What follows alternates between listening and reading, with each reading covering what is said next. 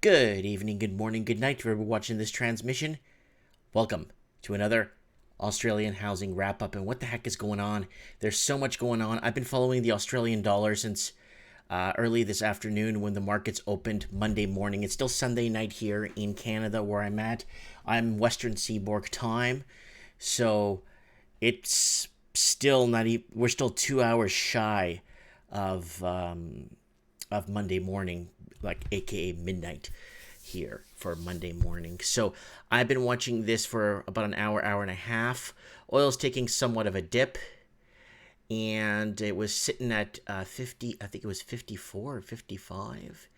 And Australian dollar is kind of plateauing around 69 cents right now against the US dollar. So I'll keep this open while I do this transmission.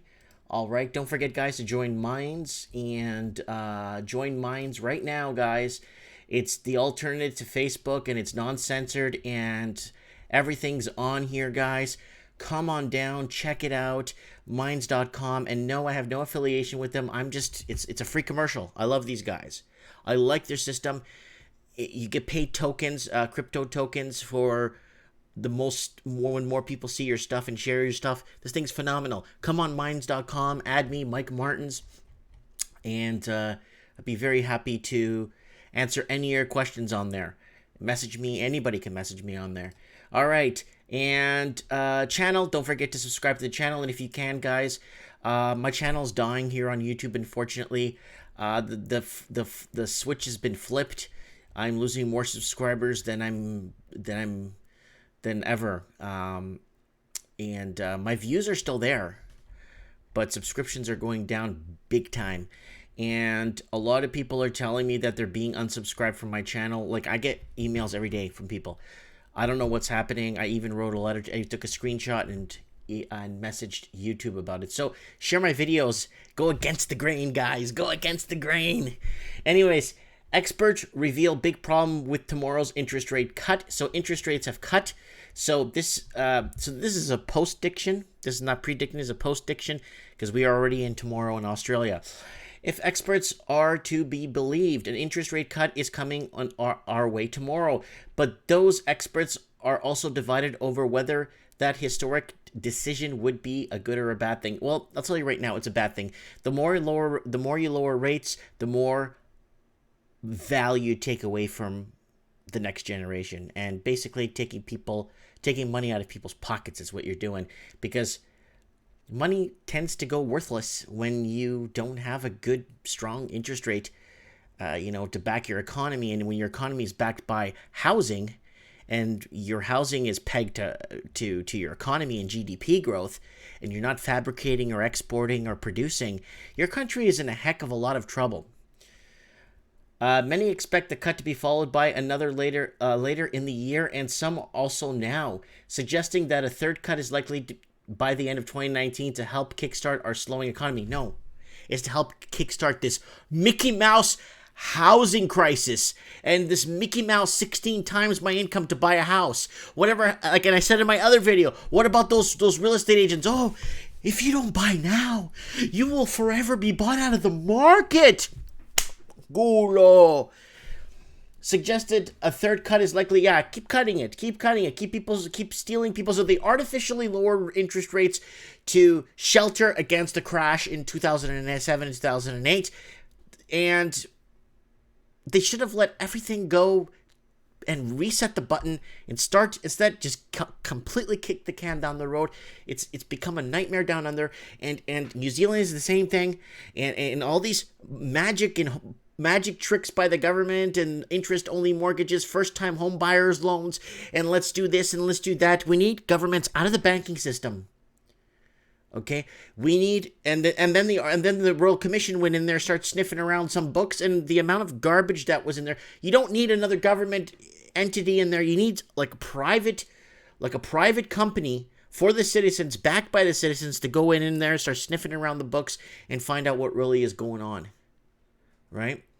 So, and many also agree cutting interest rates now will leave the RBA with less chance of riding through a bigger economic hit in the future. But bond market's going to look very attractive now in the Australian bond market's going to look really good right now if they keep cutting rates like this. I don't know if the 2-year will be better than the 10 and the 30-year bond. I don't know. You never know in the situation. I don't want to say that, but you know what I'm saying, right? Inflation is weaker than they thought. Wage growth has stopped accelerating, and there are signs of weakness in the economy. But on the flip side, we already know big tax cuts are headed our way. APRA has loosened the noose on lending, and some concerns about what policy changes might do to the housing market in particular have melted away. He said, well, this is really nice. It's sweet. But no, it's not going to work. And woo! Guys, the cavalry is already rising over the hill for the Australian economy. So how much more help does it need? Hey, I thought it was great when the report came out. Was a few months ago. It was doing good. Economy's doing strong. We're moving ahead. Let's lower rates. It's like surrendering in a war. Okay, we surrender, ceasefire, we surrender. Okay? And then going back home and claiming you won the war. Anyways, Reserve Bank, at best 3 of 4 bullets left, and it's pretty clear if it fires one tomorrow and perhaps another one soon in August if a sustainable challenge is thrown at the Australian economy at some stage. We run the risk of having no pitchforks left. Oh, it's running out of control. So let's take a look here, see what's happening. It's still sitting at 69 cents US. If they get a few more cuts, another cut this year. So I'm waiting for news on that. I've been waiting today to see if there's anything happening. I'm gonna go back here and see if there's anything. I'm going to go back here. I'm going to do this real quick and see if there's any updates lately. Okay.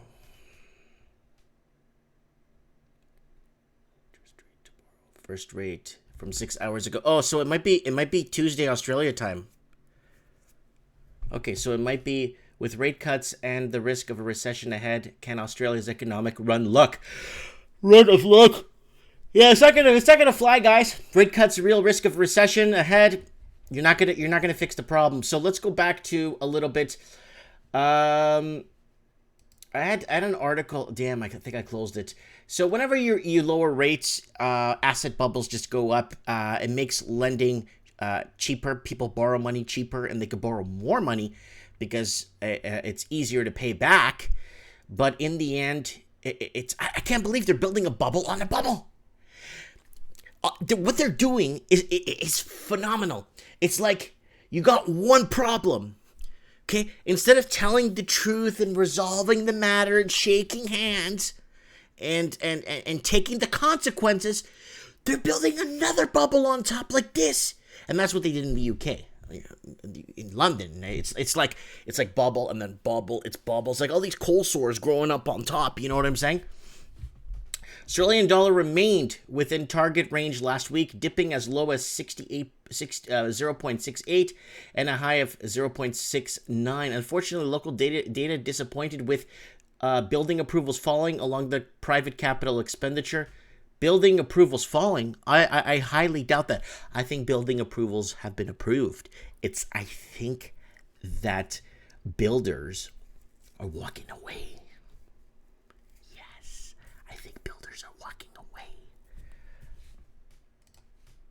Ghost tower syndrome growing after housing building boom leaves apartments empty. It was the Chinese buying frenzy. It was Chinese investors coming in. Once the capital flows of China stopped flowing, guess what happened? Everything fell apart in every English-speaking country. From Canada, New Zealand, UK, and all of Western United States. From Seattle down all the way to San Diego. Was completely bought out by foreign investors.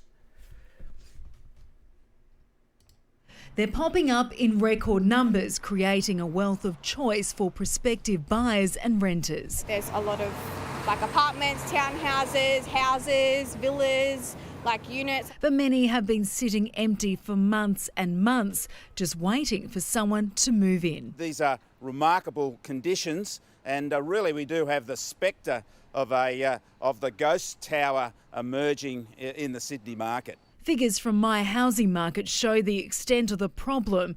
There are almost 9,500 apartments listed for sale in Sydney, more than 20% of them brand new. We've had...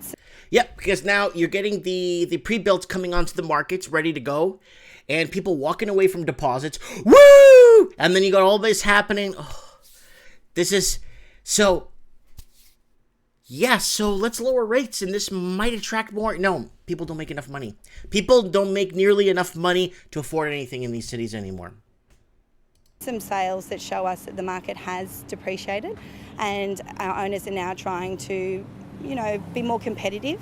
If you're in the market for a rental, there are more than 16,000 on offer. Oversupply of rentals in Australia. Don't think you're gonna pay less money because there's so much competition. You're gonna pay a lot of money because a lot of people bought at the top. Woo! Up more than 50% over the past year. The glut 50 points! Is widespread from the city to Parramatta, Liverpool, Ryde, Chatswood and Bankstown. It's almost a perfect storm of... That's my line, perfect storm. I did a whole video last week, the economic perfect storm, but I've done the perfect storm. I'm the perfect storm. I coined that term. Demand falling and supply increasing. But there is growing optimism with the federal election now over and the Reserve Bank widely tipped to cut interest rates within weeks. Buyers, though, are wary with numbers well down on last year. We believe now is a good time to get in and have a look, and definitely if you find something, buy it. Vicky Jardim, 9 News. I think for real estate agents, I think it's time that they find a new job, if you ask me. And house prices slide continues, but analysts say the end is nigh? The hell does that mean? House prices are falling. Our falls continue to slow down in Australia, two biggest cities, as an increase in auction clearance rates prompts some analysis to predict that the property market will bottom out this year. Don't be silly, bottom out this year. Look at Perth. We went over this in my last Australian housing wrap-up. Look at Perth, okay? Perth retracted. 4, 8, 12, 16 quarters of retraction in Perth. And it still has more to go down. Sydney, and I've been saying this, needs about 14 quarters. 16 quarters of retraction, of false asset bubble increases from capital flows from China. And no one's bringing up the money laundering in Australia. Like, Canada has $2 billion, $200 billion laundered in our real estate. And because of criminals, okay, I'm going to have to bring this up for you guys because everyone's going to call me a liar.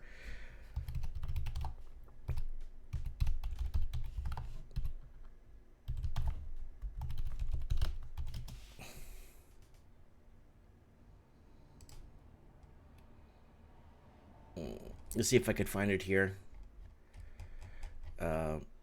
Just type in laundering here.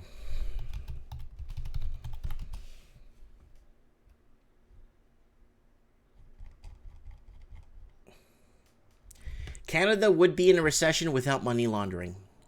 Thank you, criminals, for making Canada great again. A lot of gems in last week's BC money laundering report. The biggest wasn't about the province. Big issue, 200... Yeah, 1 in 20 BC real estate dollars, and Toronto is sinking condos. So there's a lot of money laundering provided. 1 in $20 for BC real estate. Oh, wow. 1 in 20. Oh. This week's story is how money laundered send real estate prices soaring and Canadian buyers' exuberance crashes. So I'm still waiting for the money laundering in Australia to start kicking in and it start actually somebody with the cojones down there to actually say, okay, well, it happened in Canada, so why wouldn't it happen in Australia? So here it is. So prices going down. Are the price falls near their end? They're not, guys. They need about 12 to 14 quarters of retraction. Predictions, falling house prices nearing bottom? I don't think so. And could Australia's housing price downturn be soon behind us? In your dreams. Unless everybody gets a 40% wage increase to offset. That's the only way I could see it. There's no other way this is going to work. And again, the only way Australia could fix this is by going into competition with Canada for foreign investors to actually like create something to some sort of initiative to get more rich investors into Australia to invest in more properties.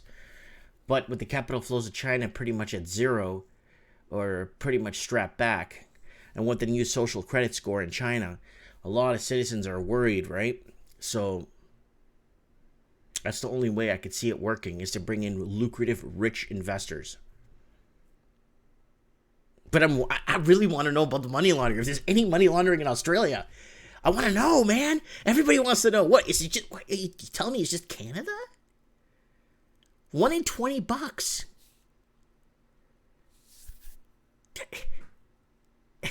So basically, if I got a $20 bill, $1 of that is basically, if it was in the housing market, would be illegal criminal money.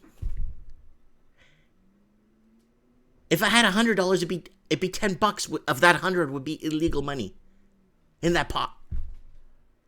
Woo! So this is what. I think. It's phenomenal. It's the only way. Okay, people keep asking, Mike, you keep talking negative about Australia and the housing and all these other countries. How can you fix it? Do what Canada does.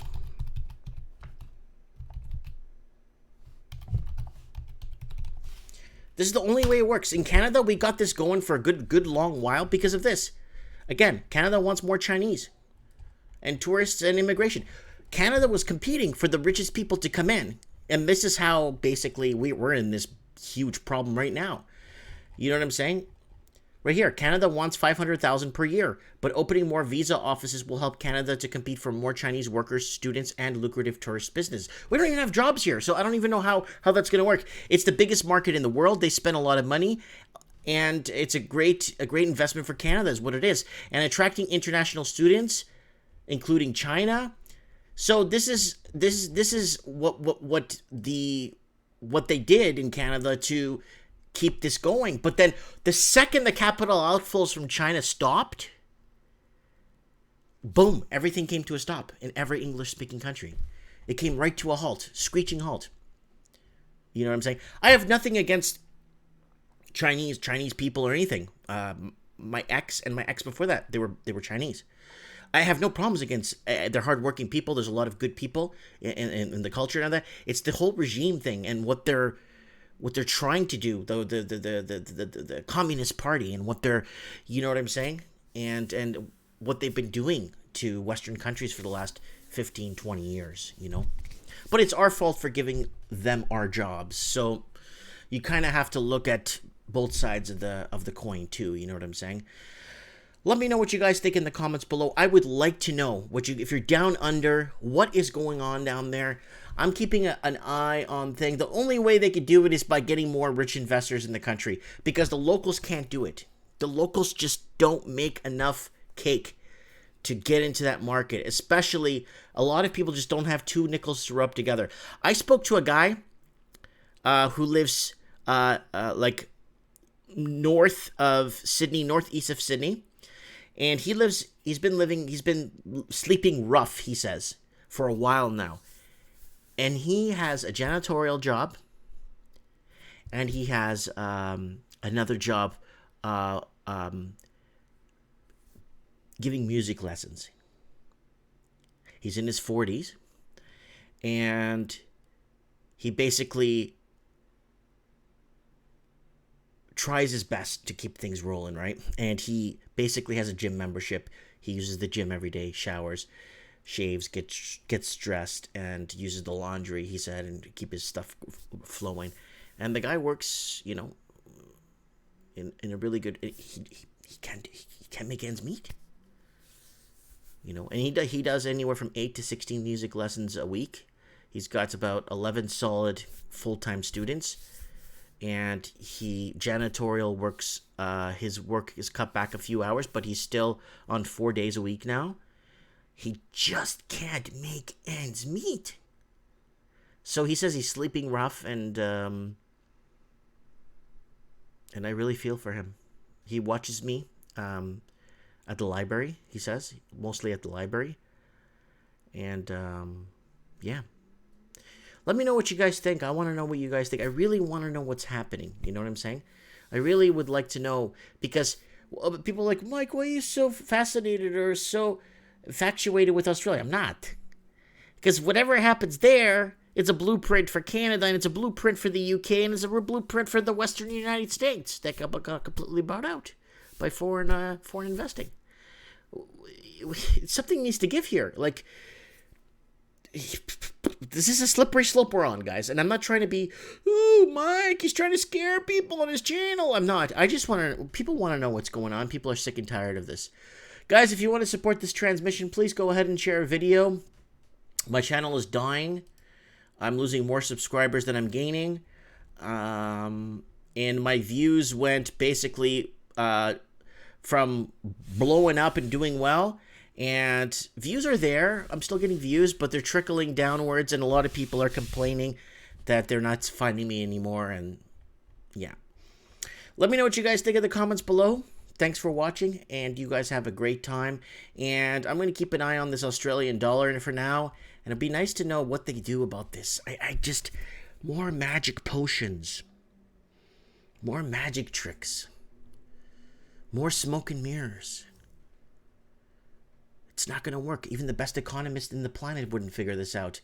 Couldn't figure this out because they don't know what's up the government's sleeve. They don't know what's up the bank's sleeves. They don't know. Set the economy on autopilot and let it run its course. They can't because it's so backed on housing now. Comment below, let me know.